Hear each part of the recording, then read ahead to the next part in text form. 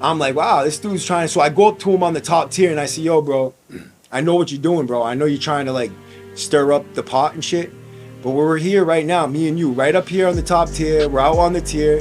If you want to do it, me and you, just one on one out here, and we can get it, and take our me and you the problem off the unit. And that way, there isn't some type of problem, bro, between our people. Because if you keep doing this, it's gonna be a major issue.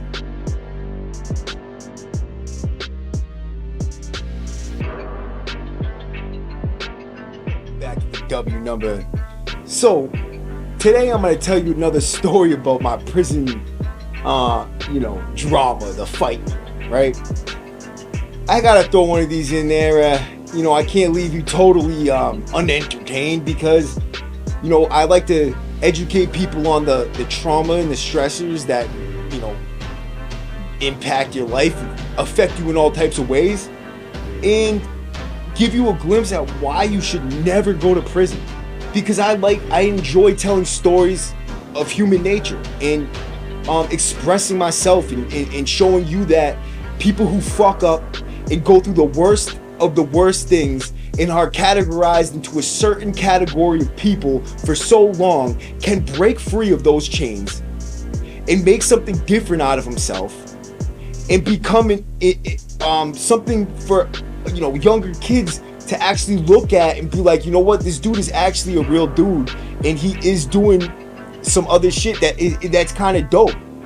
Like, you don't have to be a total square or a vicious clown to fucking turn your life around. Like, you don't have to debrief. You don't have to fucking tell on all your friends. You don't have to do none of that. You just gotta, you could be a boss. You could change your life and make a lot of money and help all kinds of people out at the same time. It's something that makes you feel good, something you're passionate about, that you could build into something else, right? And we can teach each other how to become successful entrepreneurs. I'm going to tell you why people are so quick to light off inside of the joint, and what happens when you got a live wire on your team that could, affect everything, right? We're dealing with somebody on each side of the fence or each side of the racial factor, right? That are different types of live wires and different types of troublemakers in different types of ways. For the purposes of this story, you'll be able to see what the difference is and why it went the way it went and make your own decision on it. But these are the politics of prison too. This is heavy politics right here, bro. This is how it kicks in and this is what happens, right? I had been making moves on the unit and I had Deuce, I had Sobo, I had shit. Everybody dealt with me for one reason or another. We always moving things back and forth, making our money and, getting the money back and getting high and moving around the block. And, you interact with all kinds of people when you're doing this shit, right? And some of the people you interact with are people that you normally wouldn't even talk to at all. But they might have a lot of money and they deal with you. They'll buy shit off you, or you might end up having to buy shit off them just because they're the people that you got to go through. And in this case, the dude had a lot of money and he ran the poker table and he worked in the kitchen, which is what I needed. I needed somebody that worked in the kitchen that could bring my packages from the south side to the north side, because I was on the north side and my shit was on the south side. So I needed to get it from over there to me, right? So I needed to use somebody or utilize somebody who was in the kitchen that could do that, and I could kind of trust enough to grab at least that and not like steal out of it or read the kites or whatever it is, right? So this dude had already had his own thing going on and had a decent amount of money. I felt like he wasn't the type of dude that needed to steal, like a down and out motherfucker. There's those down and out motherfuckers that are solid as rocks, right? And I've been that down and out motherfucker. I never stole shit. Because I know that if you do the right thing, you're going to get looked out for by the people that you're doing it for, hopefully. If not, you just tell them, fuck you, find somebody else. If you're like that. Most of the time, I didn't ask for nothing. And I didn't know what's inside the kites. But if someone chose to look out for me, I would make sure I go out of my way to help that dude the next time. If not, then it's take it or leave it. You know what I mean? I wouldn't tell him to go fuck himself, because a convict is going to pass the kite no matter what. Because that's just what we do. You're not going to be like, nah, I'm not doing that because I'm not getting paid. We do it to help each other out, period, right? But when someone looks out for you and takes care of you, you're a lot more likely to, make sure you go out of your way to grab that dude's shit, bro. Because sometimes it could be hot and you might not want to do it. But if the dude, the dude's gonna take care of you and you think you could do it, but you're still taking a risk, you'll do it. But for the other dude, you're like, hell no, I ain't doing that shit. Fuck that dude, right? So that's what gets things done. Money greases the palm, makes the wheels go around, and it keeps everybody happy and wanting to help you. That's what you do. You get your shit, help everybody who helps you. Take care of the people who are around you with at least something, and make sure that everybody's decently happy. You don't have to make sure they have something every day. You just take care of them something nice when you first get it or whatever. Just enough to let them know that you're there for them and it's not some like cheap shit. You know what I mean? Like look out for him because that's your bro. He would probably do it for you. I end up talking to this dude and we're just going to call him Sly for now on. People will know for that. I talk to Sly. I'm like, yo, look it, I got a pack over here. I need to grab it, blah, blah, blah. Right? So he's like, yeah. So we were working on shit for a few weeks and stuff like that, trying to get it in and do all that stuff. He's running the poker table. At the time, we had about like 8 of my bros there. And about a week before this whole incident, so they let me go inside of these things. And I'm like, hell yeah, bro, right? Somebody was telling me like, yo, if you get in there, there's a nice banger in there. You just gotta, it's like on top of the thing, you just snap it off and it's solid, right? Little did I know how solid it was really gonna be and how easy they were gonna be to get. So I go in there and I'm looking around. Finally, I see this peg sticking up out of the sink chamber. And I'm thinking, there's gotta be something like that's not gonna be solid. It's not gonna, it'll bend or it's just going to be weak or it's something. Or it's going to be attached to something that you can't break without it spitting water or something. I look in, I get all the way in there and I'm like, I grab it, I start bending it back and forth and finally snap it off, right? And I got the thing in my hand. It's like, it's like fucking 7 inches, something like that. Like good little piece like that. And it's hollow, bro, but in the middle. And I'm like, what the fuck? But the thing is like titanium, dude. It's a titanium rod. Thing's fucking badass, right? So I'm like, okay, yeah, taking that, right? So I go through all of these things, bro. I ripped off like 10 or 12 of these things, bro. I strapped my whole crew up and had extras. I had so many of them. I'm coming back to my cell door and telling my cellie, I'm like, yo, hide these. He's like, yo, what the fuck? I had a whole fucking, I took a piece of cloth and wrapped it around so when you put it on the floor, it just goes ding, ding, ding. And you hear the metal banging around because as soon as they hear that, they know what time it is. There's only one type of metal that hits the ground, and that's fucking steel. You know what I mean? And that's the steel that you don't give out. You know what I mean? Steel that they have in the units, no steel is going to be falling off and hitting the ground, right? Just doesn't happen because everything's welded or bolted to the wall or something like that. So if it hits the ground and it goes ding, ding, ding, ding, like you're red flag in the block, right? There's definitely a piece of steel that just fell out of the door frame or dropped in someone's hand. A lot of times if it has a handle on it, it doesn't make as big as a noise like that, but it still will make a noise, right? I get these things and I put them in the cloth. I slide them under the door. And I'm just hoping the camera's not seeing, all of what I'm doing or any of what I'm doing, right? And he gets all these things in there. And I keep coming back with more, bro. Like, I literally had like 12 of them. I think in my head I thought 16 because I just kept on going. I went in all of them and there was 2 in each one on each side. So this toilet on this side, this toilet on this side. It's like a hatch in between the cells. You open it up and inside is like all the pipes and shit. And then the sink's right here. And I reach in, grab it, snap, you know what I mean? Take them both. And then I put them in my shit, go to the next one, snap, put in my shit, go to the next one, snap, put in my shit, go to the next one, snap, put in my shit, go to the next one. And I'm going, dude. I went around, bro. I cleaned out as many as I could. Cleaned them the fuck out, right? We get all these things, bro. We look at them like, how can you make a good piece out of this? Because it's hollow. So it wouldn't really you can't, it's not going to go in like that. Like it would be weird. It would be like a syringe almost if you sharpened it on one side and it might be weak because You know, if you sharpen it on one side, then the way the hollowness is, it's like you're gonna have a flim flammy, just one piece like that instead of like a flat piece. You know what I mean? With a thickness to it, it's gonna have like it's gonna take away the thickness to it. So we're looking at it. I'm like, I got an idea, right? So I flatten the ends of it, like only the end of it. So like it was like it looked like a scalpel, right? So you flatten the end of it for like an inch and a half, right? And then you sharpen just that flat part, and you can literally cut paper with it. This steel was so dope, bro. Like, and you could stab. We stabbed me and my celly stabbed the wall, a concrete wall, and this shit didn't even break, didn't bend, didn't even dent. Like this shit was bad. I don't know what this shit was, bro, but it was dope, bro. Like the way it was a straight scalpel. It was like an AK-47 in the max, bro, right? And we have all of these. There's so many of them. I gave all to my friends. We all have these crazy weapons, dude, right? And now we had flat pieces, steel pieces, but these were straight up, you know, what are they called? Ice picks.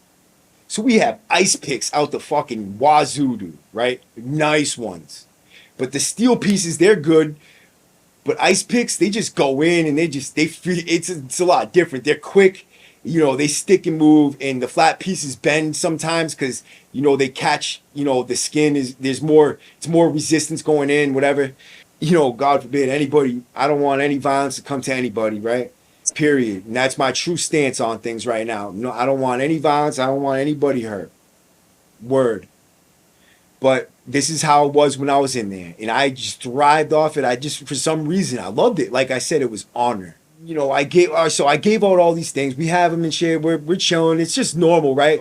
You know, Thanksgiving night happens. I honestly, this night, dude, right?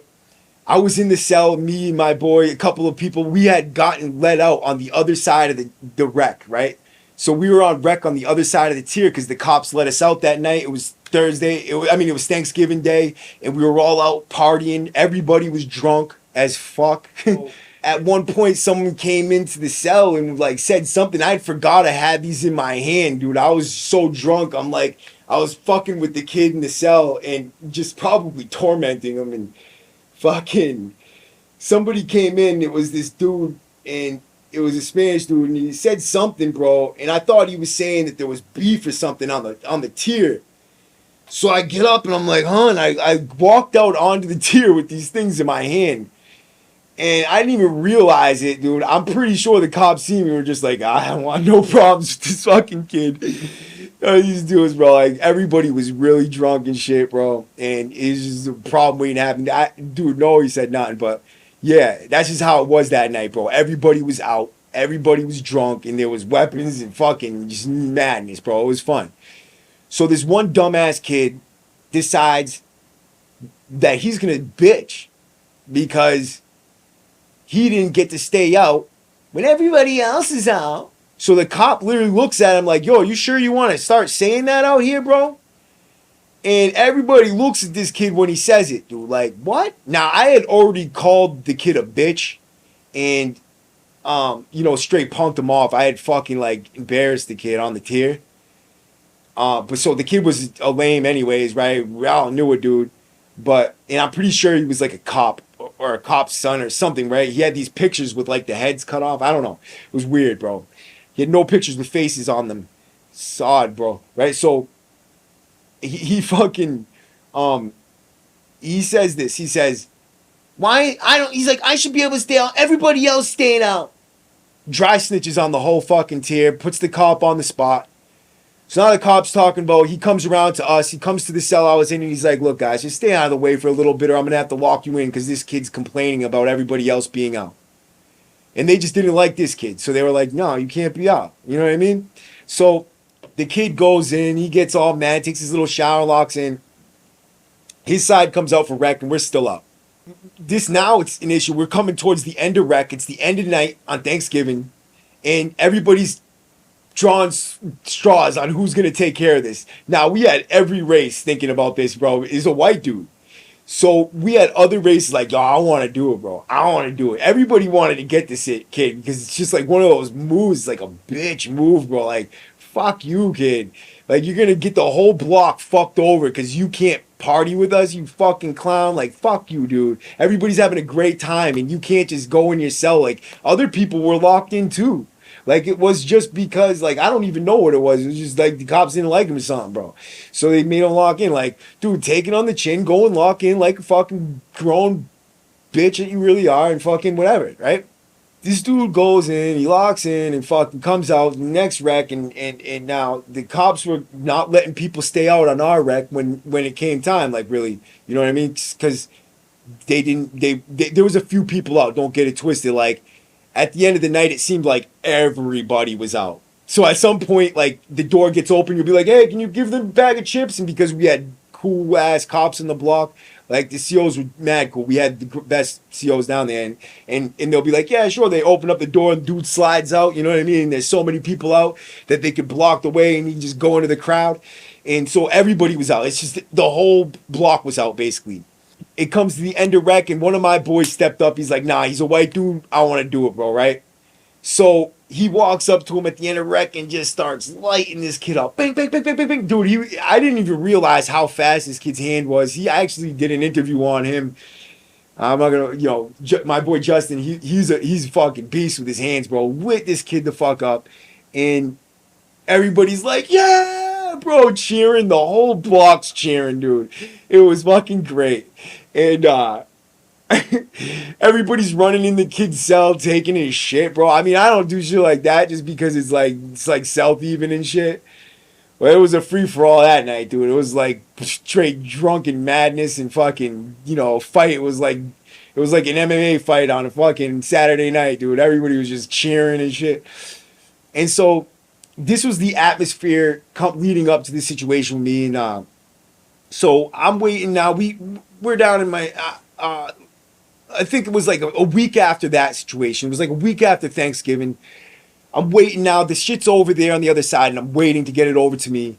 And I start playing poker one night, and the kid's like, he's running the table, and so I'm like, I'm getting kind of like aggravated because he's bullying the pot. What that means is he's out buying everybody, even on the flop. Like he's going like all in on a flop before the flop. Sorry. And it's like, what are you doing, bro? Like, you're not gonna let anybody with less money than that can't play. It's like you're gonna either go all in and lose your hand on one hand, or you just call and go and he keeps doing it. So he's bullying the pot. He's making it so you have to call him, and he's winning. That's the thing. Is like when you bully the pot, when people do call you on it, like a lot of times you don't win, bro. It's like you're just doing it. You don't even know what you have yet. So this kid's doing it and winning. I'm like, this kid's got to be cheating. So I keep on doing it myself. I'm calling him. I'm in. I'm all 50 chips. You get 50 chips for $5. And or depending on what table you're at, could be $10. It's basically, or you could do it for $1 a chip. Like there's people doing $1 chips. Depends on what table you're at. This one was 50 chips for $5. And I was buying, book bank after bank. That's what it's called, a bank. 50 chips is one bank, right? $5 per bank or $10 a bank. I forget what it actually was that night. Could have been $10. So I'm buying bank after bank, trying to fucking get this kid. I'm like, he's got to lose, bro, one of these things, dude. He cleared me out straight 10 hands in a row, dude. Like, I'm like, oh, so yeah, it was $10 banks that night. It was $10 banks because I lost $120 in like 30 minutes. Not even. So I was heated. I hit $100 mark and he's like, oh, that's the cap on the table. And I'm like, the fuck do you mean the cap on the table, bro? Like, you're not going to let me win my fucking money back? He's like, dude, that's just the cap on the table, bro. I'm like, yo, I'm not fucking walking away from you. I want to win my fucking money back, bro. And he's like, oh, everybody starts chiming in like, yo, let him, because they could see I was getting mad, bro. And so they're like, yo, that's Maddie, bro. He's got good money, man. Just let him play, bro. Just let him play, bro. It's Maddie, bro. And so he does. He lets me play. I'm like, yeah, it's fucking right. It's Maddie, bro. Right? Losing more. I'm like, fuck this, bro, right? I was like, how about this? I'll just send you half and we'll call it even. I'll get on the phone, send you half right now, we'll call it even. He's like, it's not even going to be that bad. I'll talk to you tomorrow, right? So tomorrow comes around, he comes to talk to me, he says, yo, give me $40 and then tell your boy to squash this bill and tell this dude to squash that bill and $10 in food. And I'm thinking in my head like, that's more than half, you dumbass. And so I'm like, yeah, I'll see what I can do. And I go and I just asked mom. He's like, hell no, this motherfucker's been cracking me, bro, and I want my money from this kid, bro. He's like, I'm sorry, any other time or any other person, I'd probably do it, but this kid, he's getting over on motherfuckers, dude. And I'm like, yeah, don't worry about it, right? Now, everybody had been building an intolerance to the way this kid acted, bro. He would disrespectfully talk to people coming to buy Sobo off him, like make them degrade themselves in a way. Like he was just a prick, bro. Like he was really a dickhead, dude. And like dudes did not like the way he acted, bro. He would be like, watch this, watch this. When I was at his door, he literally did this, like, watch this.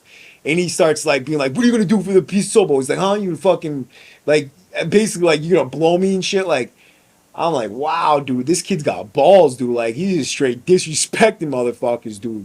And I never thought he would do it to me, but like, he was doing this shit to motherfuckers. And I'm like, I go to him and I'm like, after I do this, and I'm like, yo, my boy's not doing that. He doesn't want to squash the bill. He's like, I'm like, how about this, bro, right? I'll send you half and we'll call it even. And he's like, yeah, but I was going to get, I'm like, oh, how about this, bro, right? I got a pack. You're going to be bringing it. I'll give you half a strip on Wednesday, and we'll call it even. A half a strip at the time was $100. I mean, I wasn't paying $100 for it. That's why I was so eager. I was like, I'll pay him probably like $25 for it. So I'm like, I'll give you the half a strip. We'll call it even.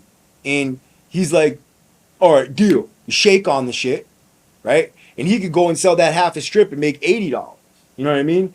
There's 8/16 in that, and you sell each one for $10. And I think at the time you could even sell it for $20. So he was banking off it, and he was selling these things for top dollar, all food, and then flipping the food and flipping the poker table. Kid was banking, bro. So like Tuesday night comes around. I'm out in the rec deck and I'm playing basketball, and the kid comes in from the kitchen in his whites, and he's standing there at the door. He comes out into the rec deck before he takes a shower or anything. And he's standing at the door. He's standing on the rec deck watching me play basketball. And I'm like, I knew the kid wanted to talk for some reason. So I'm like, all right. After a little bit, I'm like, what's up, bro? He's like, yo, let me holler at you. I was like, yeah. I'm like, I'll come talk to you after my game, right? He's like, all right. And he stands there and he's waiting. And I'm like, yo, dude, this dude was mad fucking, aggravating me, bro, right? So I'm like, you know what, guys? I was like, I'll be right back. Let me just go holler at this kid and I'll be right back, right? So I go in. And as I'm walking in, all these people are trying to talk to me because I have shit, and they're trying to talk to me shit. So it's kind of like stopping our conversation because I'm telling him, let's go to the cell and talk. Sorry, I told him, I'm like, let's just walk and talk, and we'll, let's walk and talk real quick. And so he's like, no, I'll just wait till we get to the cell. So when he said that, I'm like, something weird about that, right? So I'm like, all right, whatever. So I'm talking to other people on the way to the cell. I get to the cell, and I start washing my hands in the sink, and he's standing there, like, on the right to me in my cell.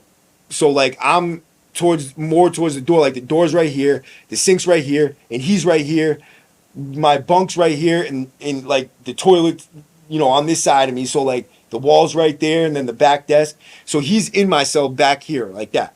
I'm like, what's up, bro? And he's like, yeah, he's like, I'm gonna need my money, bro.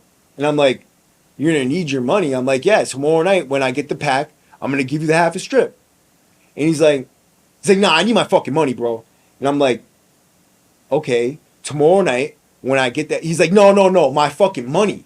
And now he's swearing, and I'm like, yo, dude, I'm getting aggravated. So I'm thinking, like, in my head, I'm like, oh, this kid's gonna fucking get wise. I'm like, so I'm always calm, right? So I'm like, okay. I dry my hands, and I walked past him to the back of the cell so that I'm at the back of the cell, and he's in front of me, right in front of the toilet. And I'm like, so let me ask you a question. I'm like, so now you're telling me, and what you're telling me is that you're not going to give me the deal you shook my hand on and told me you were going to give me? And he's like, yo, I need my fucking money, bro. I said, so you're not giving me the deal you told me you're going to give me? He's like, yo, I need my fucking money. I said, yeah, you ain't getting paid shit. And he's like, looked at me like for a second, like he didn't think I was going to say that. And he's like, I'll fucking fight you. And I was like, oh yeah? Boom, I hit him, dude, rocked him. And I start wiping the cell with this kid, dude. I got his fucking. I got him in between the bunk with like the stool and the bunk with it by his hair, and I'm just blasting him. He's like, "Yo, you coming for my hair, dog? That ain't gangster." I'm like, man, fuck you, dude, right? So we're going and shit, and he's giving it, he's fighting back. He gets up a little bit, starts trying to scoop me, and I'm hitting him, boom, getting back down, sprawling. Tries to scoop me again, getting back down, sprawling, and finally I'm like, yo, this kid wants to keep going, bro. I put him in a fucking thing, and I pulled it, like I got underneath his chin with my arm, and I put him in, and I brought him back, boom, and I fell back with him, and I was just gonna put him to sleep. I had my legs wrapped around his bottom legs, just gripping him up, and fucking, I was gonna put him to sleep, and then just beat him up from there. And but what I fell against the desk like this, so like my back was up against the desk, and now my ass was almost on the floor, kind of, and I had him like a weird position. His head's in here, like stuffed in here, and I got him underneath, and my boy comes in. So sorry, his head's down here. I had him. It was in a weird position. So like I had him like this. So he was face down like this right here, and I had him like that. So and I was trying to get up like this. Yeah. So I had him face down like this, and his head was over here, right? So boom, and my boy sees this. He comes to the door, my cellmate, and he's like, "What the fuck?" And so he sees this happening, and he runs in without thinking and starts kneeing the kid in the head. The kid's a Spanish kid. So I'm like, yo, dude, stop, chill, chill, chill, chill. Because I look up in the whole block. And I mean, like, everybody is watching this happen. And, like, a few weeks before this, these other dudes, I'm not going to say what gang, but they jumped their own dudes, two of them, for, like, bad, too, like, really bad, for jumping a white dude without telling anybody. And it could have started a huge thing. Had we known, like, or seen or been there or whatever, right? They took care of that situation because they didn't have permission, they didn't say nothing, and they jumped another race, right? They jumped a white dude, and we had a lot of respect in the block, and we had a mutual respect between us and those dudes. This dude wasn't the same as them, but he was, that was the mutual respect thing that we were trying to build within the unit. And so this happens now, and now, mind you, we didn't jump this kid with a plan. But, he ended up getting hit by two people at the same time. And regardless of how fast I stopped it, and the dude stopped and wasn't any further like that. So I reach into my pocket, and while I got him like this, and I grab my knife, and I pull it out, and I put it to the kid's throat like that. And I'm like, you feel that? He's like, yeah, yeah, yeah. And I'm like, all right. I let him go, and I stood him up like this. And I'm like, yo. Now, this is what you're going to do. And I'm paying attention to everybody behind him. I'm like, fucking, you're going to walk out of my cell real slow like, or I'm going to punch you with 100 fucking holes, dude. Right? And my cellie's got his knife out. And this kid starts, like, almost crying. He's like, oh, it's just a couple bucks, bro. He's like, it's not that important, man. He's all busted up. His hair's all over the fucking place. And he's out of the cell, and he fucking leaves, right? Next thing I know, he's trying to, like, I see him talking to a couple of these other dudes, and these dudes that he wasn't even part of, but they were all, under the same thing, like this gang set, right? And I'm like, what is this dude doing, right? So I know these other dudes, like, good. So I go and I talk to them. I'm like, what's this dude over here doing, bro? He's like, he just came over here telling us, like, asking us if we're going to ride for him, like, telling us that, he's part of us and some shit like that. And I'm like, oh, okay. They told me what the deal was, bro. So they none of them fuck with this kid. Like, they all fuck with me. And so I'm like, wow, this dude's trying. So I go up to him on the top tier and I say, yo, bro, I know what you're doing, bro. I know you're trying to, like, stir up the pot and shit. But we're here right now, me and you, right up here on the top tier. We're out on the tier. If you want to do it, me and you, just one-on-one out here. And we could get it and take our me and you, the problem off the unit. And that way there isn't some type of problem, bro, between our people, bro. Because if you keep doing this, it's going to be a major issue. Or we could go in the cell, we could shoot the fair ones, whatever it is, bro. I'm here. I'll do whatever the fuck you want. You know what I mean? And so he's like, no, bro. He's like, you know what I'm saying? He's just like, it's fucked up, bro. I'm just saying, like, I'm like, don't do that again, bro. Because if I find out, I'm going to have to do something to you anywhere we are. And he's like, yeah, bro, And so I'm like, all right, and I just walked away from him because I don't have nothing else to say. So I go down to my cell and shit, and next day, you know, that night it's over. You know what I mean? That's the end. That night's over, and the next day, dudes come to my door and they got kites and shit, and it's from his. He had a, you know, he was part of his set, and so his dudes wrote me a kite, and so it was set up like they wanted to fight 2-on-1. They wanted to fight my boy 2-on-1, and then that kid wanted to come down and fight me 1-on-1, lock in both of us. That means the cell door's locked and it's just us, basically a death match, no one else involved. And so I'm like, I'm not gonna let my boy fight at 2-on-1. So if you guys want to go to war, we can go to war, or that's it, dude. You guys can fight him fair one, and I'll fight 2-on-1, or whatever the case is. I'm not letting my friend get jumped so that you guys can get your shit back. I will take that because it's my fault this shit happened. It's actually really your boy's fault. You know what I mean? Like, if he didn't act like such a fucking lame for this shit, bro, right? Like, getting disrespectful over this shit, like, then he wouldn't have got his ass kicked. And so, you know, honestly, they seen that. They knew that. You know what I mean? But my boy was like, I want this shit. I want to do this. And I'm like, damn, bro. Like, he forced it. He basically made them do this. So he's like, yeah, I'm fighting them both 1-on-1. He's like, I'm gonna wipe them both down. I thoroughly believed him. I thought he could. And so I'm like, all right, bro, I'll fight this other kid and you fight them two then. Fuck it.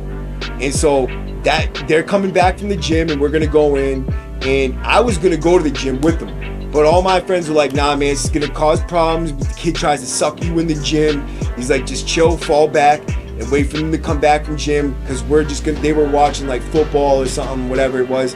And so I'm like, yeah, whatever, man, right? So it had gotten to a point before that where we were all in the back of the block, all strapped up, thinking that it was gonna be a major issue. So they were happy to see that it was coming to some type of resolution without anything further. So we're supposed to go in as soon as he come back. I see this dude running around. He had stayed back too because he couldn't go because he had black eyes and some other shit.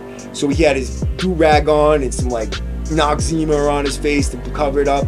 And he came down the stairs and we were gonna wait for a shower. So our tier was coming out for showers. He was gonna come out and we were gonna go in the cell and do that shit, right? When they come back, the whole movement's coming back with Jim. This dude comes down the stairs to see his two boys before the doors close and then they reopen and we do this. Boom, his two boys just hopped on him and lit his ass up and broke this kid up on the tier. And I'm like, yeah, get him. And I'm like, dude, that just took him out, so I didn't even have to deal with the issue. And the kid's gone, I'm here, dude, right? So I was like, oh, that's a fucking W for me, bro. You know what I mean? Like, big W. That's just what happened, bro. And that's just a little story to keep you guys on the brink of your seat, man. And, you know, the saga continues, bro. Many more to come. And I hope you guys enjoyed that, bro. The W number is where it's at. I'm trying to bring awareness to the terrible reality, which is prison. Long-term confinement of a human being in a tiny tin box with no mental health treatment, medical care, or anything productive that builds and fosters an environment of violence and retribution, and nothing more, and then spits you back out into the streets or keeps you for the rest of its life. And its jaws never let go until you are a fucking mental mess. What is this doing for our country? Think about it. W number out.